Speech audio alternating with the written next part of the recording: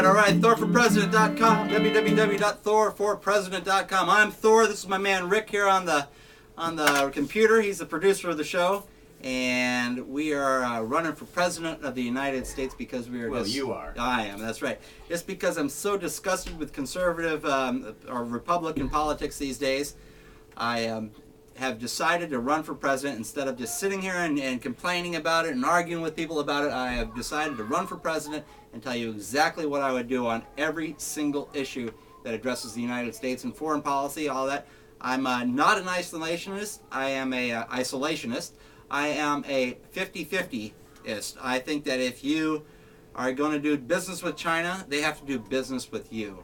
And also, another thing that I'd like to talk about is the UN is ridiculous. It is a completely useless, outdated piece of garbage, and there is nothing produced there except for just taking money. It's like a big IRS. It's like their own worldwide IRS. They take money and they dole it out in micro amounts compared to what they're taking in, and it's just infuriating. And what I would like to start is a nation of democracies, the United Democracies, people who vote for their president, people who all have the same shared values of human rights and women's rights per se, and all these different things that we abide by our laws in the United States. Have a democracies for united democracies, and that would be the foreign aid that I would give is people who like the United States and who want to help the United States.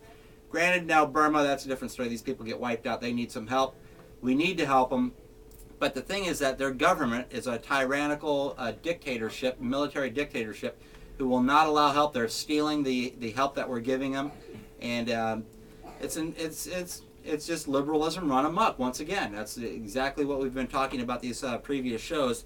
Liberalism, anytime it's extrapolated into its natural form, into what they really want to do, means death for people. Believe it or not, death for people, and for people who produce and work to pay for it. Literally, it's insanity, and it's got to be stopped.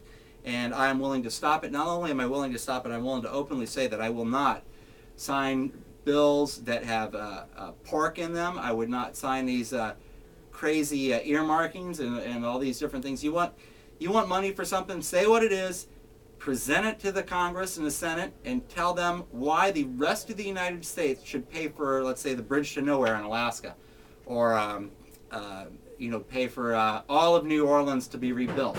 Is somebody who lives in Idaho's fault that New Orleans engineers can't handle and do what New Orleans needs to do to make that place livable? It's Yes. Oh, sorry, I'm playing devil's advocate. It's your fault. Yeah, it's my fault. Exactly. Now, what are you going to do about it? I'm going to get rid of liberalism and let conservatism take over and show the world how conservatism is the only true way to health, prosperity, the environment, energy, criminal activity, especially these people getting let out of prison too early and just to save a buck.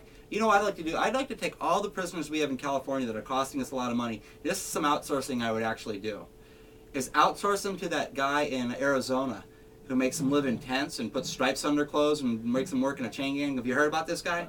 Oh, he's spectacular, man. These guys are living out in tents. He only feeds them two meals a day, too. He gives them like an orange and a bologna sandwich and water. And they're probably all fit and trim and getting buffed. Yeah, he goes, I'm not going to have them be fat on your dollar. Why would I let a prisoner be fat on the taxpayer dollar? And he's putting them to work? What's he having to do? He has them working outside in the hot sun, man. It is just spectacular. But it's not just like breaking rocks and worthless work like that, is it? Well, rocks need to be broken in some cases. Okay. And it may appear to be worthless work, but let me tell you, man, work is good for you. It's very good for you, and it's good for your health. I don't work out myself, and I'm in great shape because I work every day. I truly work every day, and it's good for you. It makes you feel good. It keeps you strong, keeps you healthy, providing you don't hurt yourself, obviously. And it gives you a sense of worth and a sense of being, which that's another thing that we've taken out of society is a young man, to turn a young boy into a young man, his sense of strength and his sense of courage and his sense of a manlyism. Independence. Yeah. That's why I like this UFC and all these ultimate cage fighting so much, man. It just makes me well up inside with joy seeing young men punching each other in the face. I heard someone talking about that recently, how this shows the anger that the American white male has now. Oh, I think this there's is what nothing he's resorting to. Well, that's a good way to look at it, but I think there's nothing further from the truth, honestly. I think that it just lets a man be a man and test himself. Because you never know who you are until you test yourself and lose. When you test yourself and lose, it's humiliating. You see some of these tough guys in that cage, and after losing a fight, they'll cry. And you feel sorry for him, and you go, "Oh God, he lost the fight." Oh, well. But hey, everybody loses a fight in life. That's what life is all about: is losing and learning until the point you can actually win.